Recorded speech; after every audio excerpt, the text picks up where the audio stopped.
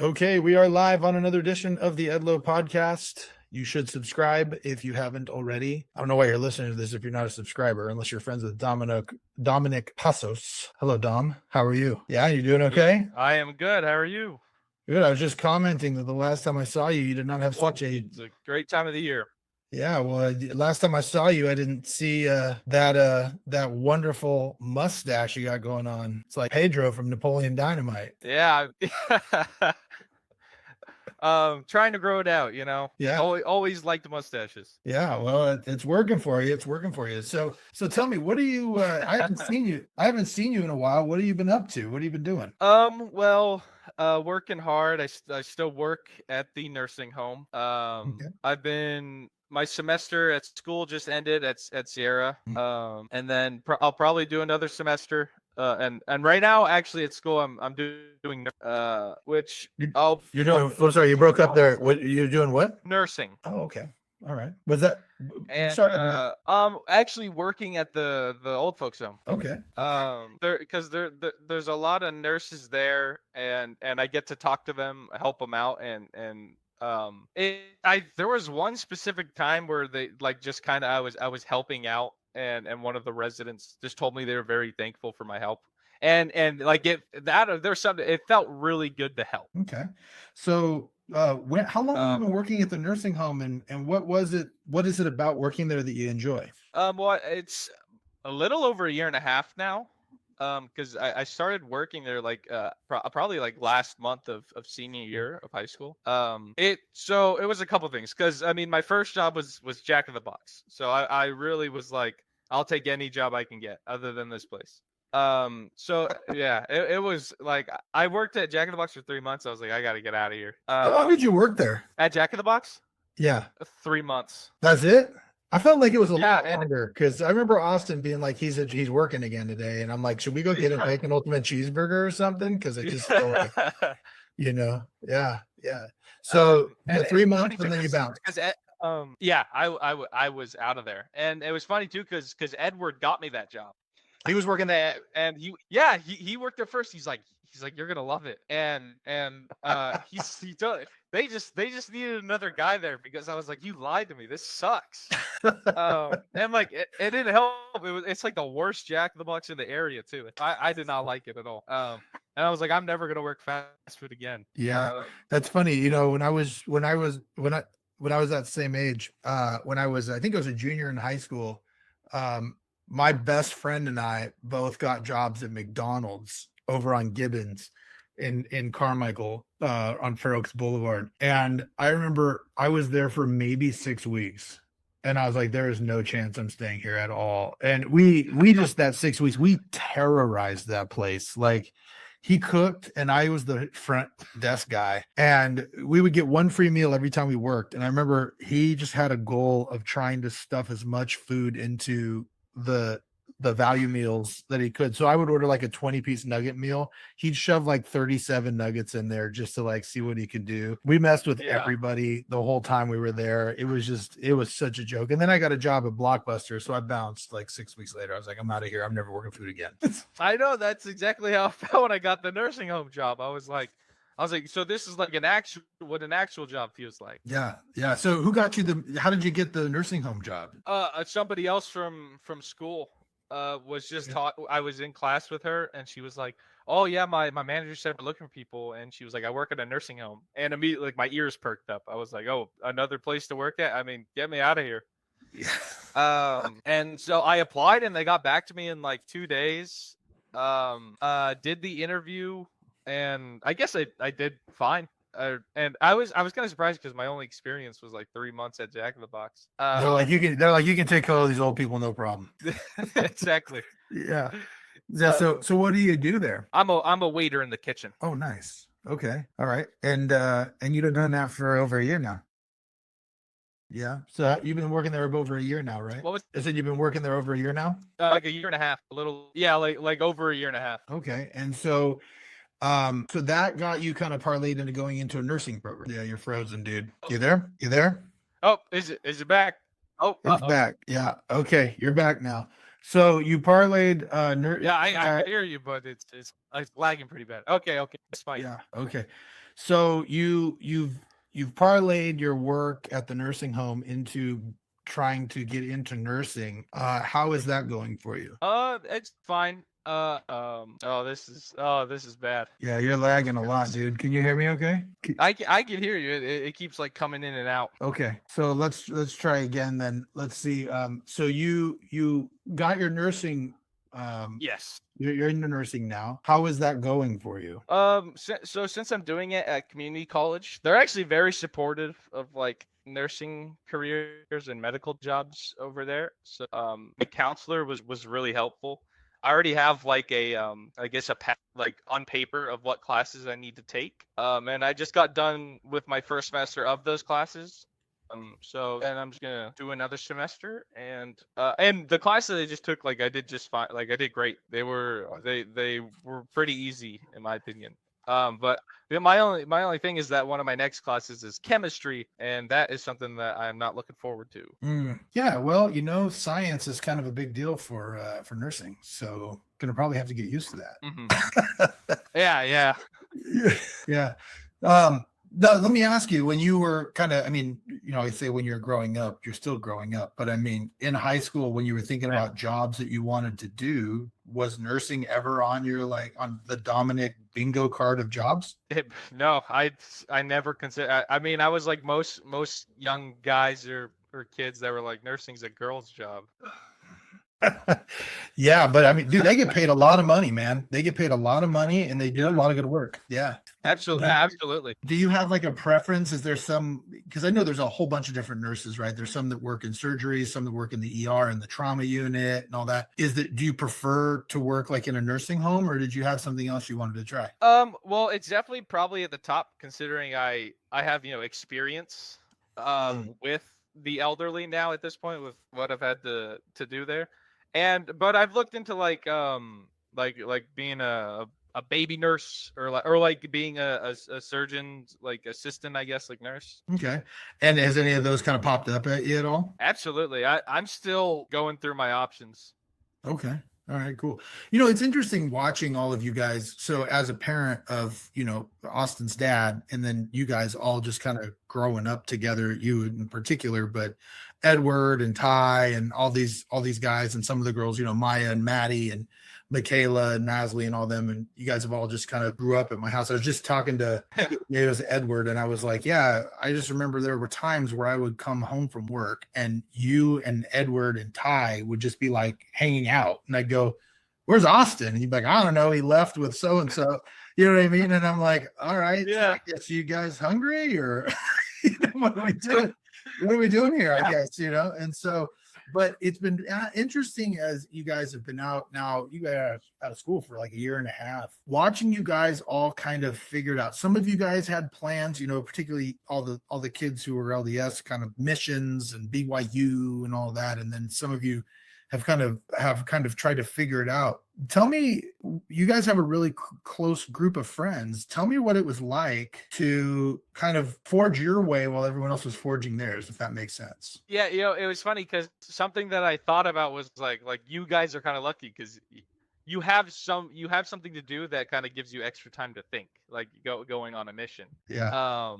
And Edward had wanted to be Edward had wanted to be an actor when, I mean, he was acting when he was pretty young, I believe. So because personally, I mean, at first, kind of career wise, it was always kind of because it was either like, do something that is gonna get you money and you can live a stable life, or you can like do what you love. So I, for the longest time, had such a tough time like deciding what I wanted to do.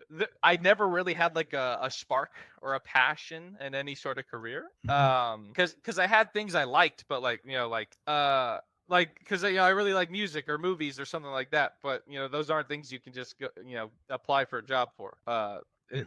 Those industries are very kind of what's the word? It's like a spider web, you have to land on the right spot. But then finally, when I kind of realized how much I liked helping people in a more medical sense, immediately my thought was like, well, I mean, I should look into that. That might be exactly what I've been needing to experience.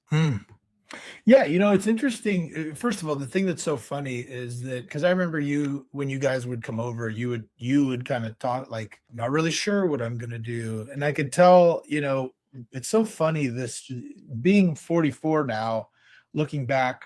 When I was your guys' age, and even just stressing, like I got back from my mission when I was 21. I didn't get done with law school until I was 31, so I was kind of old for a law student. Like everybody I was studying with when I went into law school, I was 27, I think. Everybody else was 22. And so I was like, holy cow, like I'm old man compared to these people, and I had kids and like all this stuff. And so it was just like a different lifestyle. Yeah. And I remember being kind of stressed about that. And then now I look back and I'm like, that was like not that big a deal. And I think about, you guys and how much stress there probably was, especially going to John Adams, where that's like such a big, like go to college school, prep your stuff, do all that stuff. I could imagine the stress that you figuring out. And it's like, dude, you're 19 years old. Like you got forever to figure it out, I know. Yeah. So like what one of the biggest things was senior year, hearing everybody like I got accepted here, and I was saying for like I had never even really considered going to any of these colleges. Right. I was just like, oh well, good for you. Yeah, but the thing is though, this is what's so funny. I'll just tell you this, just as kind of like a, I don't know what you would call it, like a motivational thing or whatever. When I graduated high school, I had almost zero intention of going. Like I thought I was going to be a pro wrestler. That was where I was going to go. And I had been doing wrestling and I had been getting successful. And I was like, this is what I'm going to do forever. I'm going to tour the world. I'm going to be with the WWE. I'm going to make a crap ton of money and it's going to be great. That is what I'm going to do. And so it wasn't even in my purview to become a lawyer or to even go to college. It was like, whatever. And then I went on that mission and I came back and then I was like, all right. So, and I kind of dabbled in the wrestling thing, but I was like, nah, this just really isn't where I want to go. So I started going to college and started pursuing the law, and it's a completely different world than I thought I was going to be in. So like, you're 19 years old, you're sitting there, you're going, oh, well, you're good for you. You went to this college, you went to that college, you're going this thing. I didn't even consider that. Well, neither did I. And, now that I look back, I mean, when it comes to my law school graduating class, I mean, I haven't followed everybody, but pretty sure I'm like at the top of the more successful people that came out of there. So you don't have to know when you're 18 what you want to do. You don't have to know now. You could go into nursing and then 2 years from now go, you know what? Actually, I do have that passion for music and I'm going to go do that and go do that. And this is the perfect time to do that because you don't have any responsibilities. You know what I mean? Like you don't have any, it's not like you got a wife and kids and you're trying to support a family or do any of that. Yeah. At least not that I know of. So, Either. Yeah. so yeah. So I wouldn't even worry about that. But tell me, like, if you could snap your fingers and you could be anything, what would you want to be? I mean, musician just is the first thing that comes to mind. Okay. I mean, because I consume a lot of media of all sorts, but I find myself listening to music most out of anything I do on the daily. Like normally with movies, I watch the movie. I don't normally go like watch a documentary of how it was made or research the actors. But when it comes to music, I try to find, if I find a band I like, I try to find out like everything about them. Wow. So who are your bands? Like, you have a top 3 or? Well, so my number one band is definitely Queen. Like of all time, if like that's my easy go-to. But I definitely really like the Beatles, Rolling Stones. Recently I've been listening to a lot of Steely Dan. You're like an old soul, dude. Yeah. Yeah. That's like my dad's era. That's like your grandpa's era. Yeah, it absolutely is. And that's just especially since at Sierra, I actually, for my prereq classes, I took a rock and roll history. No kidding. Because I was talking to my counselor and he told me about it and I was like, oh, like, is that go to anything? He's like, it counts as like humanities. I'm like, you put me in there. Yeah. And that class was actually like one of the coolest classes like ever. That's awesome. Did Austin ever tell you when we went to London? Did he tell you about that Beatles tour we took? Yeah, he did. You guys got to go to Abbey. Like I literally was like, if I go to London, that's like I got to do the same thing. You know what? Yeah, if you can, it was through, I can't remember what the name of the place was. It's a place that does all sorts of different tours. It was a little expensive because it's designed for like a whole group. And then Austin and I just did it ourselves. But it was so cool because the guy, not only the guy we had at least, he didn't just show us the Beatles stuff. He showed us where Oasis would hang out. He showed us where the Rolling Stones were. And then the funny thing was, is he got to Abbey Road and he pulled out, I don't know if he pulled out a guitar or not, but he was like, all right, so because we told him we were here because Austin made that international choir. So the guy was like, all right, give me your phone. All right, sing a song. You're here at Abbey Road. Like you're outside Abbey Studios. You got to sing a song. And Austin wouldn't do it. And I'm like, oh, come on, man. Like, yeah. And he was like, come on, man, you got to sing. Like you're a singer. This is the place you sing, right? You're right outside Abbey Studios where it all had original. Yeah. And he wouldn't do it. He was too afraid to, I don't know if he's too afraid or he just doesn't like being told what to do. I don't know, but he didn't want to do it. So I wouldn't be surprised if it was the latter. Yeah. So he didn't do it, but yeah, man. And then, so I'll tell you my first concert, it's 1995. I saw Jimmy Page and Robert Plant. That was my wow. Yeah. They were, and the opener was Blind Melon, and it was like 2 weeks before the lead singer of Blind Melon died. And so that going to that concert made me fall in love with live music. And so I've been to hundreds of concerts now because of that. I try to go to concerts whenever I can and whenever my paycheck lets me. Yeah. So you know what I found really interesting about Austin, and I know you went to a lot of concerts with him, was Austin seemed to be more interested in like little shows, like at clubs, House shows. House shows, indie guys, like Barnes Courtney was one that he would go see. I think I went with him every single time to Barnes Courtney. Yeah. Were you with him when you got to meet him? Yeah, I got to meet him. Yeah. So yeah, Barnes Courtney and like these little shows that he likes to go to, and that's just so different. Maybe it's because I've taken him to so many like stadium shows and stuff, but I love the energy of a stadium show. Yeah. I think he just loves the more intimate venues. So yeah, personally, I'll go to whatever. Stadium shows are normally just the people that you know. Mm-hmm. And that obviously I'd probably pay more money to go see somebody I already know. But sometimes because I've also like tagged along with him to some like very small shows, and sometimes I'll hear somebody or see somebody where it's like, man, like I'm glad I came because this has just been awesome. Yeah. One of my favorite things to do, like for example, I took Lincoln and the girls to Oasis, and yeah, we went down to LA to see Oasis. And let me tell you, that was the hardest. I was so frustrated. We went down there because, Oasis was like on my bucket list from the 90s. And so they do do this tour. And I'm like, I don't even know if they're going to make it to the show. So I got to, they might break up before they get there. So I'll pay whatever. So I bought tickets and I took them all down there. And Lincoln, first of all, Lexi, she hit her head. And so she was having headaches and all that stuff. So she was still dealing with that. And then Lincoln, we go down and every time I have a concert down in LA, we try to do like Disneyland or Universal or something, make it weekend. So we got tickets to Disneyland and we stayed at the Grand Californian and all that. And day one, Lincoln gets sick, like throwing up sick. And we had 3 days so we had like 3 days, right? And so of course, like we're not going to sit in the hotel room for 3 days. And so, there was that. And then, and so anyway, we all kind of took turns watching him while the other two would run out and go to Disneyland or whatever. So that made it tough. And then Lexi was, overstimulated by all the Disneyland stuff because she's the Disney buff. Like she would live in Disneyland if she could. And so anyway, day of the concert comes and Lincoln isn't feeling good, and he and I'm like, all right, so I guess you two are gonna have to stay here. Piper was gonna stay with him, and then he just pops up and goes, nope, feeling good, feeling ready to go. And I'm like, I don't know. He goes, no, took some Tums, feeling good, ready to go. I don't want to miss this. It's a once in a lifetime thing. This is why we're here. I go, I don't know, man. You're not.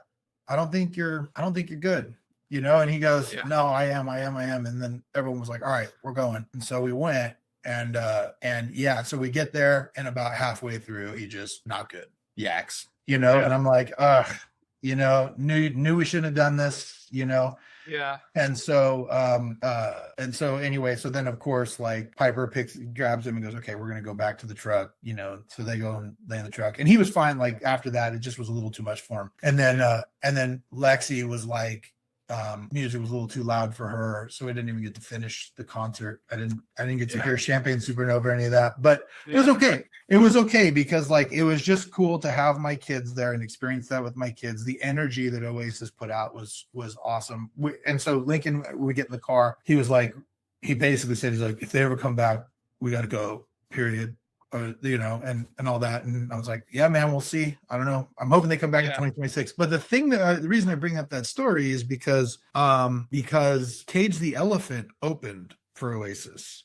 And and Lincoln and Austin really, I mean, I love like No Rest for the Wicked, and all that, but I'm not a huge Cage the Elephant fan. But then going to see him, Lincoln really wanted to see them. So we got there early so we could see the opener. And they put on such an amazing show that I told Lincoln, I'm like, all right, so if Cage the Elephant ever comes around, like we got to go see him because I'd love to see a full show. And that's what's cool about getting, that's why I love going to live music and seeing openers or going to like an aftershock, because you'll run into bands that you never thought you would like. That's exactly what happened with the third time we went and saw Barnes Courtney. He was the opener. It was actually the other way around. He was the opener, and then the band that came on after, the Struts, we kind of were like, wow, these guys are really good. Mm-hmm. Yeah, and so now you're a fan of the Struts. Exactly. Yeah. So do you get a chance ever, or have you caught any of these older bands that you wanted to see? Older. Well, I saw Wu-Tang Clan, which isn't really a band, but did I know that? Because I was there too. Did we run? Yeah, I think Ty might have. I think we saw you, and then was like, look, and I was like, where? And then he had me like look around, and then we saw you, and Ty was like, I'm gonna message him right now. Yeah, that's right. I remember that. Yeah, I was there with my buddies from high school. Yeah, that was. Yeah, it was me, Ty, and Edward. Oh, that's awesome. Yeah, well, that's awesome.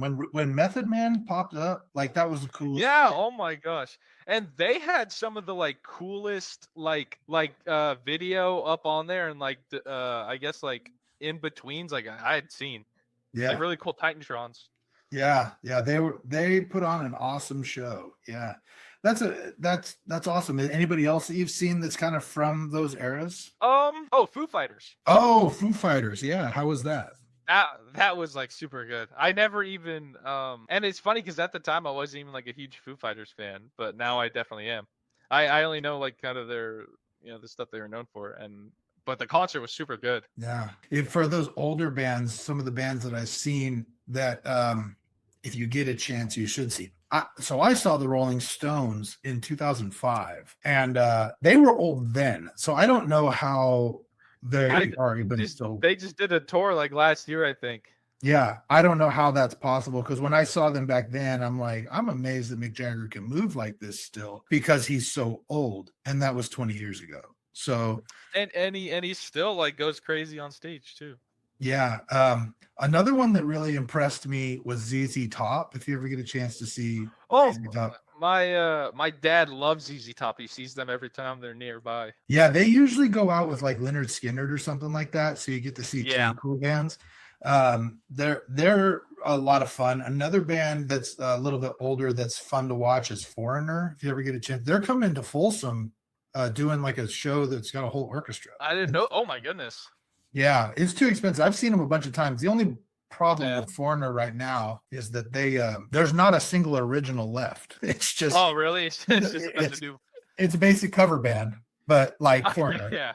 Yeah. And so, but that's another good one that's kind of a smaller one. And then if you ever get a chance to see like Guns N' Roses or Metallica, obviously those are good too. I saw a Guns N' Roses cover band, if that counts. Yeah. Guns N' Roses. I've seen that. I took Austin to see them, I think in 2018, 19. And then I've seen them like 3 or 4 times. And unfortunately, every time I've seen them, Axl's voice is just a little bit worse. I think he's blown it out at this point. Yeah, but that's another good show. So, well, do you play bass? I think you play bass, don't you? Yeah, I do. I don't play as much as I used to, but I really always try to pick it up when I can. Yeah. Why don't you give it a go, dude? Why don't you give it a shot? My dad, because my dad plays guitar. He's played it for like 13 years. There's this place called the Fig Tree. It's like a little coffee shop. It's by like Westfield. It's in Roseville. And they do like very small live open mics, and he wants me to. I've played live with him before. It's just a matter of I guess it's more like I don't think I've gotten to a point where like I want to like start maybe trying out for bands or something. I think there's a certain point of skill that I want to get myself to. But like I mean I've tried my hand at writing music. I'm really interested in music production, like stuff on on a computer, stuff like that. But I think what got me into bass was, first of all, Austin kind of talked me into it, into buying a bass, because he's like I need a bassist, and I was like, yeah, I could do that. I bought like a really cheap bass. That's also another thing, is before I even start anything, I need to get a new bass, because I bought a real cheap bass. But first of all, it's a fun instrument to play. There's a lot of famous bass lines that people would know right off the bat, like off the top of my head, like Another One Bites the Dust. Yeah. Like when people like that one's fun to play. Psycho Killer is fun to play. But as cool as like the famous bass lines are, I mean, I really just like learning the stuff that I know and like. And I actually got this like really cool amp that will play music with me, but like it'll let me play the bass line. But I try to practice when I can. I think I'm pretty novice. So yeah, but you know what? I mean, who was it? You know Rob Zombie. Yeah, absolutely. You know his story, how he started? I don't. Okay, so Rob Zombie and White, he started with White Zombie, the band. When they started White Zombie, none of them knew how to play their instrument. And so they were like trying to figure it out on the fly. And their first album, I don't know who it was, but he tells the story when he's been on podcasts. They released their first album, and whatever magazine that rated metal named it the worst album of that year, and said it is the worst. Nobody should be paying attention to these guys. And so when Rob Zombie was inducted into the Hall of Fame, or whatever Hall of Fame he was inducted into, he had that guy induct them into the Hall of Fame. And so but that's the story, right? Is that I think Dave Grohl actually is the one who said, what you need to do is you just need to get together with a bunch of your buddies in a garage and suck for a while, and then eventually you become good, right? And so yeah, I tell everybody when I go, I actually just recently went and spoke. I think it was Mr. Conklin had me come in, talk to his entrepreneurial path. And they were asking, like, how do you be successful at, they were actually interested in the podcast more than anything. They're like, how did you? Oh, wow. Yeah. I just started podcasting, like a lot of people talk about it.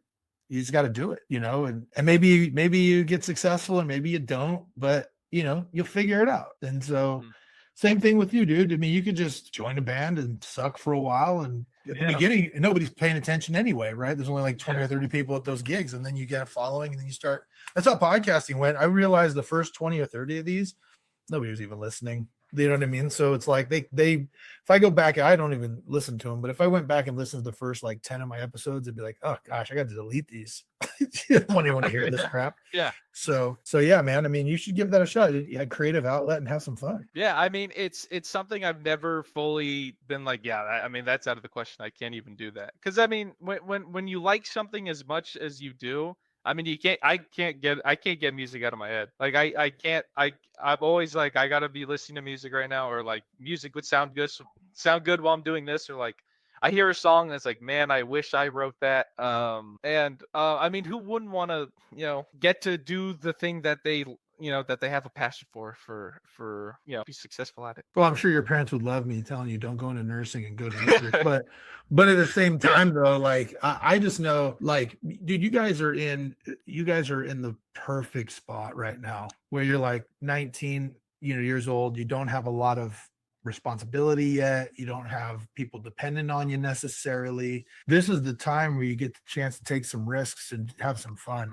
That year, the reason I really started wrestling right after high school was because I had a gap year where I couldn't go on a mission until I was 19. So that's just the way it was back then. So I wrestled for like a year, and that time was so much fun and so valuable to me, because and look, I never became a WWE wrestler, obviously. Like, I did a lot of cool things, but I never made it all the way to where I wanted to be a wrestler that supported himself on pro wrestling. But man, I got a lot of cool stories, and so, there's no reason to not give it a shot now. You could always be a nurse, Yeah, right. Yeah, and maybe when Austin gets back, maybe we'll get it the boulder rolling. Yeah, I mean, that'd be awesome. And the other thing I told him too, because he was looking at the Berkeley School of Music. I don't think he's going that route anymore. I think he's pretty dead set on going out to Provo trying to find a wife. But like, I was telling him, I'm like, you want to be a rock star, okay, try that, but maybe you land in music engineering and you get to help engineer music and you get to produce music, or maybe you get a law degree and become a lawyer in the entertainment industry or something like that. Or AI might wipe it all out completely, so then you don't to go, right? So so music, you said you liked movies. Yeah, absolutely. That's more of a like if I had to be an actor, I would never see myself as like a Daniel Day-Lewis type, but like comedy acting is something that I always adore. Oh yeah, like what is there a specific type of, like, is there a comedian that you like following? Well, I mean, as of recent, do you know Tim Robinson? Which one? Who's he? What movies has he been in? He has a show called I Think You Should Leave. And he just had a new show that was really successful on HBO called The Chair Company. Okay. And the humor like that he produces is like right up my alley. Okay. Is it kind of a little crude? Is it like The Office, or what is it like? It's very there's a certain word. It's like exaggerate. It's very there's like a word that's on the tip of my tongue. It's like it's just like if the most weird things, like it's unbelievable. Like it's unbelievable that something like this is unfolding, or like it's just okay. Like there's things that don't make sense, but it's funny that someone could even think of like inserting that into the show. Oh, okay. So it's like kind of it's absurd. That's the exact it's absolutely absurd comedy. Okay, yeah. So is there like so you like Tim Robinson? Anybody else that you enjoy? Well, so my favorite comedy is Nacho Libre. Oh, really? That's interesting. I know so many lines from that movie. I love the story. I think Jack Black is so funny. I think that movie I think that movie's got so many good moments in it. It really does. The thing that's so funny about that is, if you know anything about wrestling, I know you watch wrestling, but that is literally what Lucha Libre is like. Like when you go into those Mexican cities, like where they are, that's exactly what it's like. They hit it dead on. The absurdity of Jack Black, but I mean, is not. But as far as everything else, they hit it pretty accurately about what it's like. Do you hear me okay? You look like you might have froze up there. Oh yeah, it froze for like a second, but I think it's back to normal. Okay, good. Yeah, so you like Nacho Libre. Did you like other Jack Black stuff? Like, I love the School of Rock. School of Rock is super good. Absolutely, yeah. Yeah, so what else? There's also this one called Be Kind Rewind that's really good that he did with Most. That one's pretty funny too. I've seen that. Yeah, I actually have a Blu-ray copy of that. That's a good movie. That's a fun one. Yeah, I like that. I think there was another one he did that was actually kind of funny, but that doesn't get a lot of play. What was the one where he created this spray that would make dog poop disappear? Do you know what I'm talking about? I think it's Envy. Oh, I don't think I've heard of that. Yeah. So it's Jack Black and Ben Stiller, I think, and Jack Black creates this thing called Vaporize, and he like sprays it on dog poop, and it disappears. Yeah. And he gets like super rich. But then the movie's about like, where does the dog poop go? and it kind of becomes a controversy. So that's a pretty good one too. I'm more of like a Will Ferrell guy. I love Will Ferrell. He's one of my favorites. Yeah. I was telling Edward on his podcast, I went with my dad and one of my friends to the premiere of Anchorman at the theater, and Full House, and that was one of my favorite experiences in a movie theater of all time. Do you go to the theater much? I go to the theater, like for any new movie release. I always try to go to the theater. I'm a big movie theater person. All right, yeah. So you also, I noticed when when you were in your room, like carrying the laptop around, that you had a poster for the movie Friendship. Yeah, that's a Tim Robinson movie that he did with Paul Rudd. Okay, so that's Tim Robinson then, the guy who was the main character? Yes. Okay. Yes. I saw that movie, and that movie, because that's an A24 movie, right? Yes, yeah. So that movie was fascinating to me because watching it, there were so many emotions that I was feeling while watching that movie. There was times where I was like, where it was really funny, and times where it was actually scary, and then times where it was just awkward. You're like, oh my gosh, this can't get more awkward, painfully awkward. That was a fascinating movie. Yeah, and it's actually really very similar to the show The Chair Company. Like it's like half comedy, half thriller. Really? Okay. So, and this on HBO Max. I'm gonna have to check that out then. They were releasing episodes like weekly, like with cliffhangers, and it just like ended recently, so I think they're gonna do a season 2 though. If you ever get a chance, there's a show I recently started watching called Landman on Paramount. Have you seen Landman? Oh yeah, I haven't, but I do have Paramount. Okay, yeah. So I'm a big fan of Billy Bob Thornton, and he plays just this this oil guy. And I just started watching it, and he's in it, and like Demi Moore is in it, and Al Pacino's in it. And I mean, there's Sam Elliott. I don't know if he's going to survive another episode. He's so friggin' old, but anyway, they're all in it, and it's actually a pretty good show if you ever get a chance to watch it. It's not really, it's funny, like Billy Bob Thornton funny, but it's not a comedy per se, but it's still, he has a lot of great one-liners in it that make you kind of laugh. Ali Larter's in it too. A lot of star power in that, which is interesting because Paramount Plus, there's not a lot going on there. So that's a win for them. I like watching shows, but recently I've been really just trying to like watch as many movies as I can. Like there's always gonna be like a hidden gem or something, but then sometimes I end up watching like the total stinker. That's okay. Some of my favorite movies are stinkers, man. I know Austin's shown you a bunch of the crap movies that I've bought.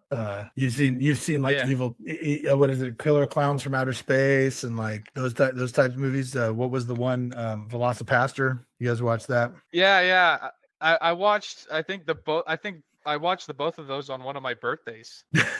He brought them. Did he take them both over to you? Yeah. Yeah, those are good ones. Another good one's Howard the Duck. Yeah. Howard. I just watched Killer Clowns from Outer Space on Halloween. Oh yeah. Wait, do you watch it by yourself or did you do it with a group? Hopefully with a group. Is it working? Yeah, you're working now. You're good now. Yeah, I just took a big hit. I don't know what just happened. I think we're good now. Earthquake. Austin just had an earthquake over down there in Peru, so he barely survived. So that's a joke. He survived fine. Yeah. He sent me a voicemail, or because we do voice messages. Right. Yeah, because he's down there in Peru. He's not allowed to really do any Facebook Messenger or anything during the week anymore. He'll send me like a 10-15 minute voicemail thing, and then I'll send him a 5-minute one, and then he'll be like, all right, you have to send me one as long as mine. And I'm like, oh, he like forces me to send like just as long as his. Yeah, he's an interesting one, isn't he? He does a lot of he's funny. So tell me about watching Killer Clowns on Halloween. Were you doing that by yourself or did you have a group with you? No, I on Halloween, because at my age, really I don't know what to be doing on Halloween. But I was at home with my parents, and I had Ty come over, and we watched Killer Clowns from Outer Space, and we watched Weapons. But Killer Clowns from Outer Space was more of a just a me and Ty thing. Yeah, I can't imagine your parents were super stoked about that one. Yeah. So, how was Weapons? They didn't care. I really like it. I think it's a really good horror movie. Really? I haven't seen it yet. It's one I kind of want to see it. It looked like it'd be a good one. Yeah, it was not what I was expecting. Yeah. So now let's talk about, what what you hope to in the future, as you've obviously been thinking about your future and what you're going to do. You're taking these nursing classes, doing all these different things. What is it like, let's say 5 years from now, where do you hope you are? Definitely out of this house, definitely, and probably in my own place. Okay. Hopefully. Probably because at that point I'll probably be finished with my school, or I'll probably be in, because if I stay in nursing or something else medical, I'll probably be in whatever schooling they have. Or near the end of it, and then hopefully just still going strong at it is that I want to do, or who even knows, maybe I'm making music. But personally, I just want to I want to be in a place of I guess on my own with the people I love, and hopefully succeeding in the goals that I've set for myself. Yeah. And what goals are those? Do you have any goals that you haven't shared yet? Other than, well, because there's definitely school, and I guess find success there, getting out of the house, maybe a new car, maybe meet a nice girl and settle down. Settle down. You're 19 and talking about settling down. It's funny. Yeah. I mean, that's always been a what's the right word? A tougher subject. Like women? You mean dating? Yes. Why is that? Because I haven't been in a relationship, and I don't sit here. I don't want to sit here and be like, "Ooh, look at me upset," because I'm only 19. Right. But I'd be lying if I said, though, it's not something I think about a lot. You mean the getting into a relationship, or the lack of having one? Getting into one. I don't like wallowing. Right. Well, okay. So let me ask you. Let's talk about this for a second, if you don't mind. Why do you think that is? Yeah, why do you think it is that you haven't been in a relationship? It's really tough, because people ask me that, like, why haven't you? Because I want to say it's because I don't like put myself out there enough, but like it really just dims down to I haven't really met someone that I haven't met someone where it's like I want to, because a lot of people when they find themselves in relationships, it's because they thought to themselves like, I want to be in a relationship with this person. I haven't really met anybody where I'm like, I want to try and make this a thing. So now, when you talk about that, though, I mean, you've been on dates with girls. I know you've been on a few. Yeah. But yeah. you haven't had anyone who you would consider your girlfriend, or someone you were interested in making your girlfriend, per se. Not really. And I don't even want to say it's like a standards thing or anything of that sorts, because I don't think I'm a picky person at all. But has it been a situation? So let me ask you, and these are very, maybe personal questions, but has it been a situation where you just haven't felt the need to pull that trigger, or has it been a situation where you think you were afraid to take the leap with, like, maybe someone you were seeing? No, I mean, yes, but there's never been anybody I felt close enough to feel the need to, like, there's nobody where I ever want to, like, finally take a leap. I think I just have trouble with romance in general. Trouble like how? Like, what do you mean? Like making a move. What is the thing that makes that trouble? Is it like a fear of making the move? Everyone's got a fear of rejection that they got to get over. Yeah, you definitely got to get over that. We've had this conversation. Yeah. I know.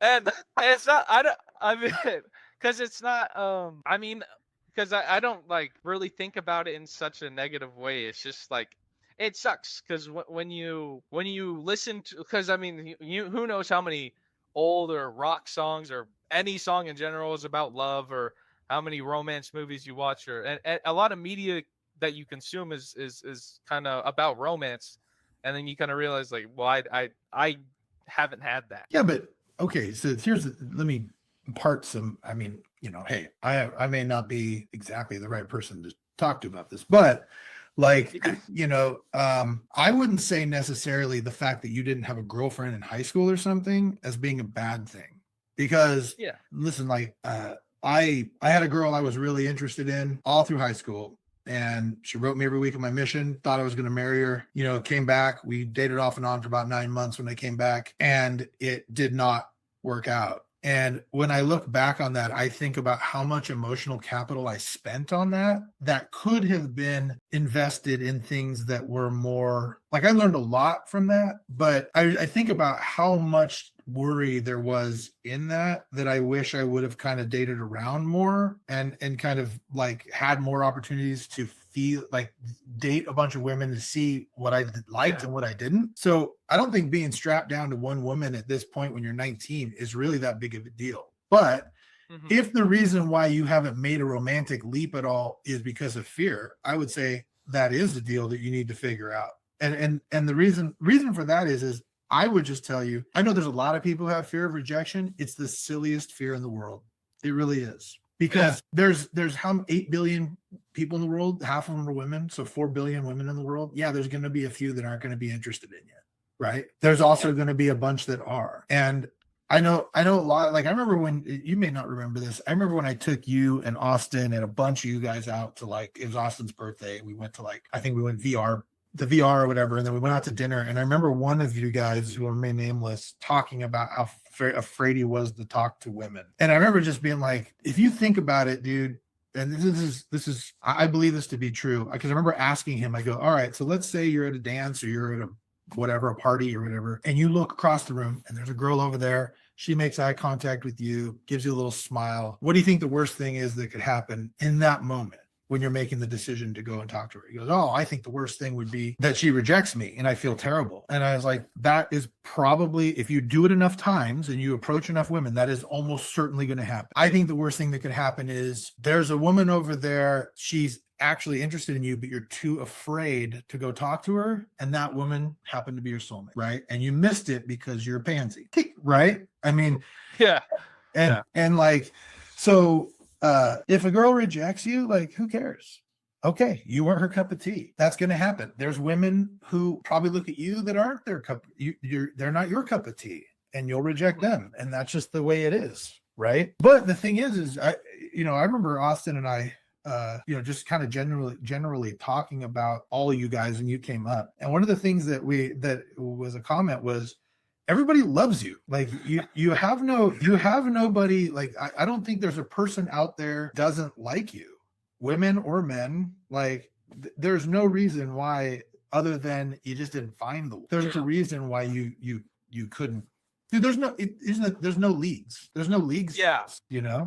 I guess it's always just been it's a thing that, like, a lot of guys have, or at least I know.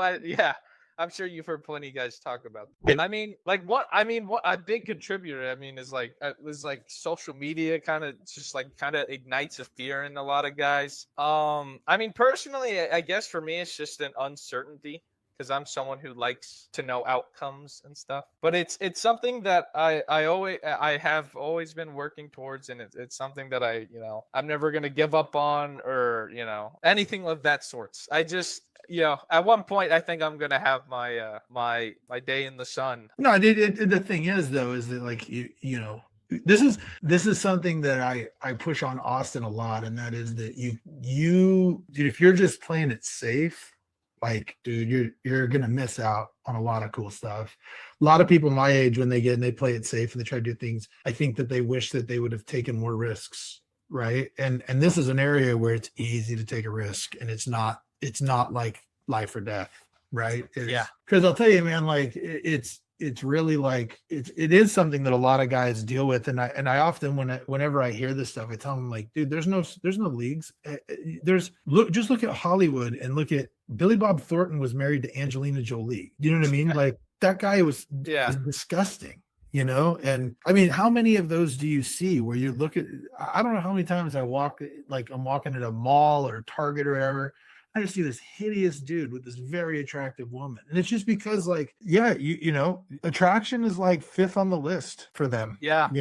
It's just like, when you talk to them, what they really want is someone who can make them laugh, someone who's charismatic and confident, and is fun to be around. And that makes you attractive to them. It's wild. Whereas, like, you and your friends, you're just looking at them like, are they good looking? Number one. Yeah. Right. So yeah, dude, but hey, it's just something you got to get over, right? Everybody's got something. Everybody's got something you got to get over. I'm someone who believes I know it'll happen, and I've I've started to live live a bit more loosely, when it not be so rigid about certain things, where it's just kind of like, let's figure it out as it goes. Because I mean, there's some people that have like outlines of what they're gonna do in the next 3 years, and I just have like a broad idea that I'm pretty certain will work out fine. Yeah, but you can't be. You're. This is good because you can't be that rigid, right? Because if you're too rigid, like sometimes life will knock you into a place that you never even considered. Like me being a personal injury attorney, right? Never in a million years when I started my college journey did I ever think I would be a personal injury lawyer. Like never, ever, ever. And I couldn't imagine doing anything else. And if I'd have been so rigid and be like, no, I'm only going to be a prosecutor, I would have never landed here and I would have never realized. So you don't want to be rigid, but you also don't want to just sit there and just let life happen to you, right? Like, you have the power to act and control, with your mindset where it's going to go. So I think it's good, man. You just need, this is stuff you just learn over time. I mean, it just gotta break down a few barriers. Yeah, but it also come with reps, right? Like I told Austin one time, I don't know if he ever shared my rules. I gave him rules for what he needs to do, and one of the rules was if you make eye contact with a girl and she smiles at you, you have 5 seconds. Stop whatever you're doing. You have 5 seconds to go and talk to her. And he was like, why? And I go, because if you take longer than 5 seconds, you're going to talk yourself out of it. So just, you see a girl, you see her, she smiles. I don't care if you're mid-sentence, boom, go and talk to her and see what happens. Just because if you sit there and go, oh, I don't know, did she really look at me? Was she smiling at me? Or was she smiling at someone else? You just won't do it. You'll never know. So I challenge you, Dominic. I challenge you next time you're in some spot and you see a girl and she smiles at you and you're sitting there and you're like, oh, she's kind of cute. 5 seconds, go and talk to her and see what happens. You don't even have to ask for a number. Nothing has to come from it. You don't have to tell anybody about it. Just go and give her a shot and be like, see what happens. And then if you get rejected, you're like, well, that wasn't so bad, right? And then it's just all about reps. Yeah, it's all about reps. And I've already, because the point I've gotten to, like I used to struggle like asking someone to dance at dances at school, but that's something I got over, and that's something that took me a while to get over. So because I mean, I know I can, but I accept that, or I accept the challenge. All right, I want to hear about it. I want you to tell me. I promise I won't tell anybody about it. You just tell me what happens, because because I think that if you do, even like you said, even if you get rejected, at the very least, if you go in there and it doesn't turn into anything, at least you go, okay, that's the worst it's going to be, right? That's the worst it's going to be. So, and I survived it. So it's not that problem. It's all of the stuff like the dancing thing. I used to tell Austin when he was nervous about things or he stunk at things, he wasn't very good at them. I was like, the first time you picked up a video game, were you any good at it? He goes, no, but now you're really good at them, right? Because you've played them so many times that now you will have to figure it out. Yeah, well, he stinks.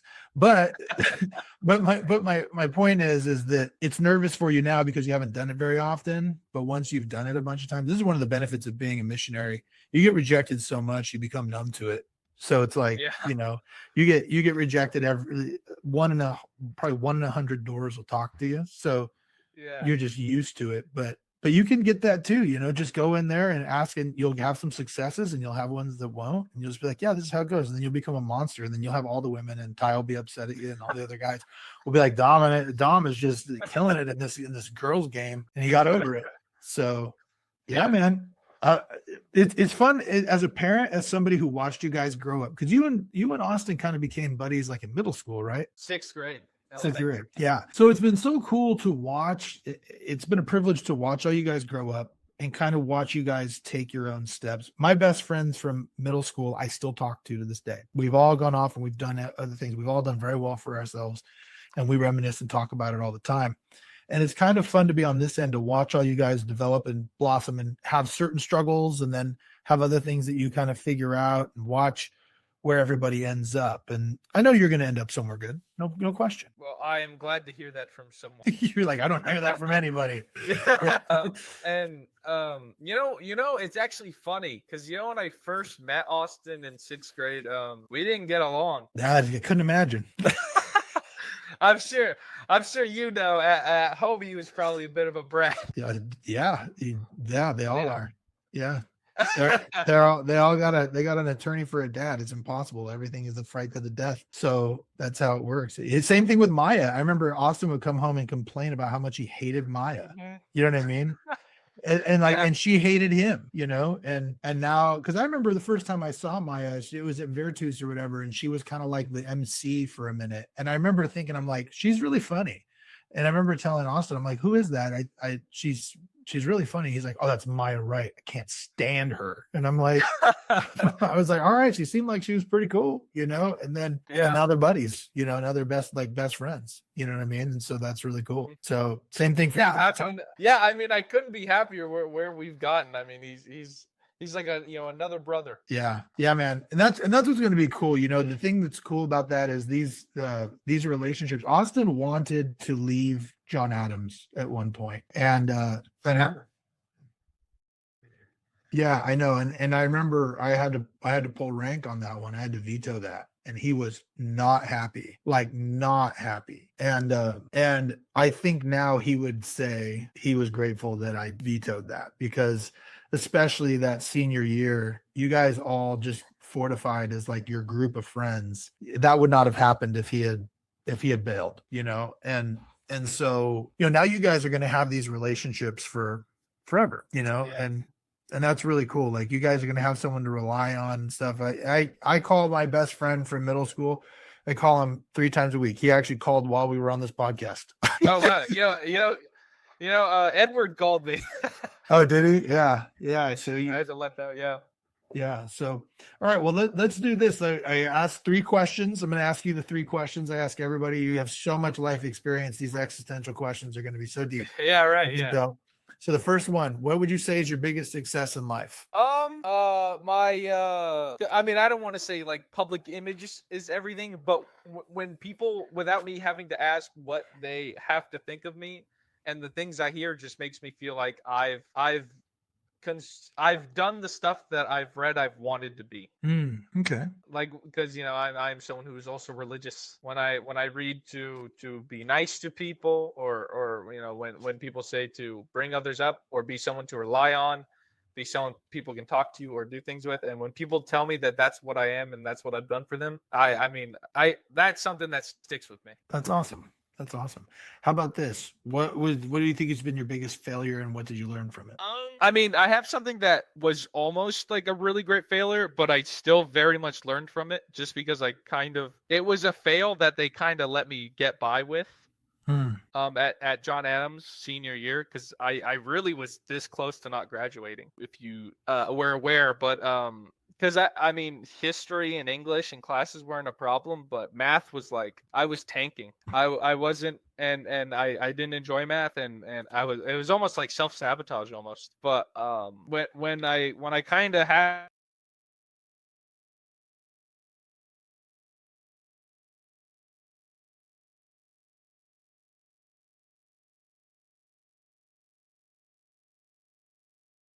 You there? Can you hear me?